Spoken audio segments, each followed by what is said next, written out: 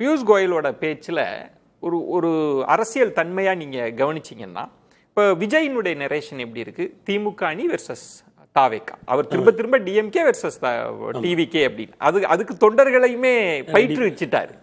அப்போ கோல் போஸ்ட்ல 2 முனைக்கு அவர் செய்கிற போது, இப்போ பிரியன் சார் சொன்ன மாதிரி அதில் அதிமுக பாஜக அணி எங்க இருக்குன்ற ஒரு கேள்வி இருக்கு. அப்ப திமுகவுக்கு எதிரான வாக்குகளை இவர் தான் முன்னின்று வாங்குறாரு அப்படின்னா எங்களுக்கு பாதிப்புன்றத மறைமுகமா ஒத்துக்கிறாரா? அதை எப்படி புரிஞ்சுக்கிறது? ஆமா, அந்த இடத்த நம்ம முன்னமே விரிவா பேசியிருக்கோம் இல்லைங்களா? இப்போ ஐயா விஜய் திமுகவுக்கு எதிராக தன்னை பொசிஷன் பண்ணிக்கிட்டே தான் இருக்காரு. ஐயா ஸ்டாலினுக்கு எதிராக தன்னை தொடர்ந்து பொசிஷன் பண்றாரு. அப்போ அவர் முதல்ல குறிவைக்கிறது எது? திமுக எதிர்ப்பு வாக்குகளை தானே குறிவைக்கிறாரு. நீங்க தொடக்கத்திலேருந்து இதை தான் நம்ம சொல்றோம். அப்போ இன்னைக்கு அதை ஐயா அமைச்சரையாவும் அதை சொல்றாங்க அப்படின்னா, அப்போ அதுக்கு நீங்க என்ன ஸ்ட்ராட்டஜி என்னவா இருக்கு? ஏன்னா திமுக எதிர்ப்பு வாக்குகள் உங்களை நோக்கி வரணும். ஓகே, அப்படிதானே வரணும். இதுக்கு முன்பு அப்படிதான் இருந்திருக்கும். அப்படிதானே. அப்போ நீங்க ஒரு புதிய சக்தி ஒன்று வரும்போது ஆளுங்கட்சிக்கு எதிரான வாக்குகளை அது பெறுகிற இடத்துல அது இருக்கு அப்படின்னா, இப்போ அதில் அந்த ஒரு சொல் முக்கியமான சொல், அது பிரிக்கிற அப்படியா அல்லது வாங்குகிற அப்படிங்கிற இடத்துக்கு நகருதா? இவங்க ஸ்பாயிலர்ன்ற இடம் தான் அவங்க. ஆனா என்னன்னா அவர் சமசப்தமா களத்துல நிக்கிறார்.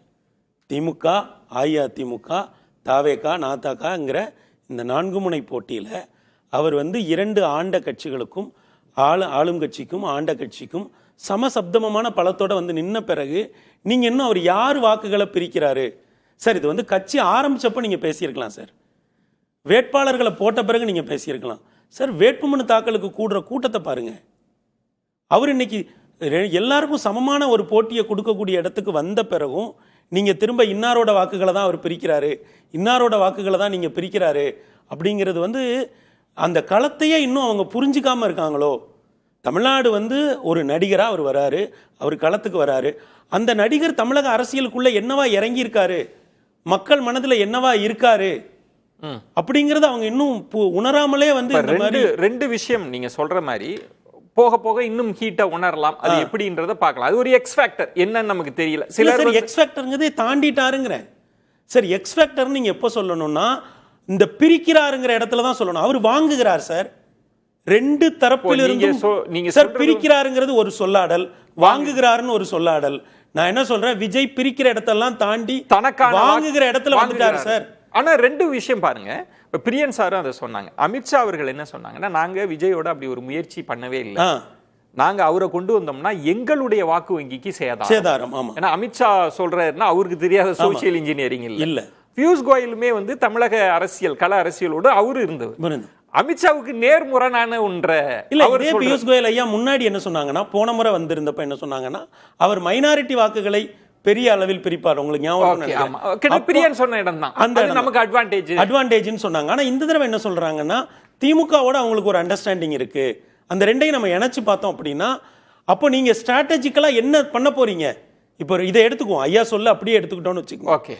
இப்போ நீங்க திமுகவோட அவருக்கு ஒரு அண்டர்ஸ்டாண்டிங் இருக்கு, அவர் திமுக எதிர்ப்பு வாக்குகளை பிரிக்கிறார் அப்படின்னா அது யாருக்கு தேர்தல்ல சாதகமா போகும்? அவரோட வார்த்தையை நம்ம டீகோட் பண்றோம் அப்படின்னா நான் என்ன சொல்றேன், அவர் பிரிக்கிற இடத்தை விட்டு வாங்குகிற இடத்துக்கு வந்துட்டாரு. ஆனா இப்போ சொல்ற மாதிரி நீங்க சொல்றீங்க அவருக்கான வாக்கு வங்கியை உருவாக்கிட்டாருங்க, எடுத்தாரு, அப்படி ஸ்பாயிலரா இல்ல. ஆனா பிரியன் சொல்றாருல்ல, இப்ப பியூஷ் கோயல் திமுகவோடு அவரை கனெக்ட் பண்ற ஒரு மறைமுக கூட்டணின்னு ஏன் இப்ப பேச? இந்த பார்வை எல்லாமே அவர் துணை முதலமைச்சருக்காக பேரம் பேசினார், 60 இடங்களை கேட்டார். இது எல்லாம் நம்ம இவ்வளவு நாளும் பேசிக்கிட்டு இருந்தது எல்லாம் வேற சார். சார், வேட்பாளரை போட்டாச்சு சார். அவன் திமுக அதிமுகவுக்கு இணையா போய் வேட்புமனு தாக்கல் பண்றாங்க. வேட்பாளர்கள் இன்னைக்கு எப்படி களமாடுறாங்க, ஒவ்வொரு சிறிய ஊர்கள்லையும் எப்படி அந்த கட்சி இறங்குது. இன்னைக்கு அவர் பிரச்சாரத்துக்கு வெளியே வந்துட்டாரு. அந்த பிரச்சார கூட்டங்கள்ல எவ்வளவு எழுச்சி இருக்கு. இதெல்லாம் நம்ம கணக்கில் எடுக்காம இன்னமும் அவர் பிரிக்கிறார். உங்களை பிரிப்பாரா, என்ன பிரிப்பாரா அப்படின்னா, 3வது சக்தி வந்தாலே இதுதானேங்க. யாரு வந்தாலுமே இவரு யாரு வெற்றியை பாதிக்க போறார், அதுதான் கேள்வி. இவர் ஜெயிக்க போறாருன்றது 60 வருஷமா அது கமலுக்காக தான், விஜயகாந்துக்காக தான், மக்கள் நல கூட்டணிக்காக தான், எல்லா கூட்டணிக்கும் இதுதான். நான் என்ன சொல்றேன், அப்படிதான் நீங்க விஜய மதிப்பிடுவீங்கன்னா மதிப்பிட்டு போங்க. நஷ்டம் யாருக்குன்னு மே மாசம் 4ஆம் தேதி தான் தெரியும். நீங்க அந்த வரிசையில தான் வைக்கிறீங்க. அவர் பிரிக்க தான் போறாரு, அவர் வாங்குகிற இடத்துல இல்ல, பிரிக்கிற இடத்துல தான் இருக்கிறாருன்னு நீங்க நம்புனீங்கன்னா 60 ஆண்டுகளா இந்த மண்ணை திரும்ப திரும்ப ஆண்ட 2 கட்சிகளும் அவர் பிரிக்கிற சக்தி, அவர் ஸ்பாயிலர், அவர் எக்ஸ் ஃபேக்டர் அப்படின்னு நீங்க நினைச்சீங்கன்னா அவர் இன்னும் நமக்கு சமசப்தமா வந்து போட்டியில நிக்கல அப்படின்னு நீங்க நினைச்சீங்கன்னா நம்ம யாருக்கும் எந்த நஷ்டமும் கிடையாது. நானும் கோட்டியும் திரும்ப இப்படியே உட்கார்ந்து பேசிட்டு தான் இருக்க போறோம். பிரச்சனை என்ன, களத்துல என்ன நடக்கும்? அவர் எங்க இருந்து வாங்க போறாரு? இப்ப இருக்கிற வாக்குகளை தான் அவர் வாங்கணும். இருக்கிற வாக்கு சரி, அததான் நான் சொல்றேன். இப்ப நீங்க அப்ப எங்க சார் 2 பேர்ட்ட இருந்து எடுக்காரு சார், அதை ஏன் பார்க்க மறுக்கிறீங்க? ஏன் என்னன்னா பிரியன் சார் சொன்னதுல முக்கியமான பாயிண்ட்ன்றது அவர் வெற்றி பெறுவாரான்றது இல்ல. இப்ப கிறிஸ்டியன்ஸ் ஓட்டை வாங்குகிற போது அது வந்து ஒரு 1000 5000 ஓட்டுன்னு டிஃபரன்ஸ் இருக்கிறப்ப அது திமுக அணிக்கு டிஸ்அட்வான்டேஜா போகலாம். இப்ப திமுக எதிர்ப்பு வாக்குகள் அவர் அதிகமா வாங்குகிற இடத்தில் அதிமுக ஜெயிக்கணும்னு இருக்கிற இடம் இருக்கு பாருங்க, அங்க திமுக ஜெயிச்சிரும். ஓகே, சோ அந்த இடத்தை தான் பிரியன் சார் சொல்றாரு. சார் நீங்க பிரிச்சீங்கன்னா எங்க போய் ஓட்டை எடுப்பாரு சார்? வாங்கிட்டாருன்னா உங்க ஓட் பேஸ் ஒண்ணு, நீங்க 2 தடவை 35% வாங்கிடுவாரா சார்? 33-35% வாங்குறதுக்கான அறிகுறிகள் தெரியுதுன்ற நீங்க இந்த அறிகுறிகள் தெரிஞ்ச பிறகும் அவர் பிரிப்பாரு, அவர் எக்ஸ் ஃபேக்டர், அவர் ஸ்பாயிலரு, அவர் வாங்குற இடத்துக்கு வந்துட்டாரு, அவர் ஓட்டு அக்குமுலேட் ஆகுது சார், ஸ்லைஸா அக்குமுலேட் ஆயிட்டு வருது. பெருமாள் மணி நீங்க சொல்றது வாங்குகிற அதுக்கு சொல்லுக்கே அது கனமான அர்த்தம் உண்டு. ஆமா சார். அவர் தனக்கான வாக்கு வங்கியை உருவாக்குகிறார் அப்படின்னா ஒரு 35%னா அது எல்லாரையும் சேர்த்து எல்லா இடங்கள்ல இருந்தும் வாக்கு, நீங்க வேட்பாளர்களை பகுத்து பாருங்க எப்படி போட்டுருக்காரு. அதே ஒரு விஷயம் பெருமாள்மணி சார் சொல்றது வந்து தனக்கான ஒரு ஓட் பேங்கை வந்து அவர் உருவாக்கிட்டாரு அப்படின்றார். இப்போ தமாஷா சொல்லுவாங்க, பாக்கிக்கெல்லாம் கூட தெரியும், அவருக்கு அவார்டு கொடுத்துட்டாங்களா வாங்கிட்டாரா, வாங்கிட்டதுக்கும் கொடுத்ததுக்கும் வித்தியாசம் இருக்கு. இப்போ அவர் வாங்கிட்டாருன்னு ஒரு விஷயத்த பண்றாரு, அவருக்கு ஒரு ஓட் பேங்க் வந்துருதுன்னு சொல்றாரு. ஆக்சுவலா அந்த ஓட் பேங்க் வந்துருச்சுன்னா வந்து ஒரு திமுக மாதிரியோ ஒரு அதிமுக மாதிரியோ அவருக்கான ஒரு ஓட் பேங்க் கிரியேட் ஆயிடுச்சு. திமுகவுக்கு ஒரு 20-25% இருக்கு, அதிமுகவுக்கு ஒரு 20-25% இருக்கு. அது எந்த இது எப்படி ஆனாலுமே பரவாயில்ல, அவங்க அந்த ஓட் பேங்கை தக்க வச்சுப்பாங்க. அந்த மாதிரி ஒரு ஓட் பேங்கை வந்து விஜய் உருவாக்கிட்டாரு, 35% வரையும் போயிட்டாருன்னு மணி சொல்றாரு. திமுக அதிமுகவுக்கே 25 தான், அதுக்கு மேல 35 சமசப்தமா நிக்கிறாங்க. இல்ல ஒரு நிமிஷம், அதாவது அப்படி சொல்றாரு, அது அவருடைய நம்பிக்கை, அவருடைய பார்வையில அவர் அனலைஸ் பண்றாரு, நம்ம அதை டிஸ்பியூட் பண்ண வேண்டாம். ஆனால் அந்த 30 எந்த டேட்டா அடிப்படையில் நம்ம போறோம், இப்ப பிரிக்கிறது கூட அது டேட்டா கிடையாது, இப்ப 35% கூட டேட்டா கிடையாது, எதுக்குமே டேட்டா கிடையாது, எல்லாமே யூகம் தான். நடக்க கூட நடக்காது, 60 வச்சுக்கலாம் 0வும் வச்சுக்கலாம், இது நடக்கவும் நடக்காது. 35% சொல்றது நடந்தாலும் நடக்கலாம், நடக்காட்டியும் போலாம். ஏன்னா இப்ப 20-25% தைரியமா நான் திமுக சொல்ல முடியும், ஆமா அதிமுகவுக்கு சொல்ல முடியும், என்னால வாங்குவாங்க. ஒஸ்ட் கேஸ்ல கூட வாங்கியிருக்காங்க, அவங்க ரீடைன் பண்ணிருக்காங்க. ஆனா இவருக்கு வந்து அந்த டேட்டாவே இல்ல, டேட்டா இல்ல.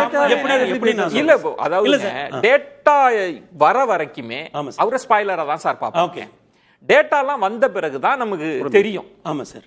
சரி, இப்போ இந்த ரெண்டு பெரிய கூட்டணியவே எடுத்துக்கங்க சார். ஒரு கூட்டணிக்கு ஒரு கம்யூனிட்டி பேக்கிங் கம்யூனிட்டியா இருக்கு. கூட்டணி ஏக்கு ஒரு பேக்கிங் கம்யூனிட்டி இருக்கு, கூட்டணி பிக்கு ஒரு பேக்கிங் கம்யூனிட்டி இருக்கு.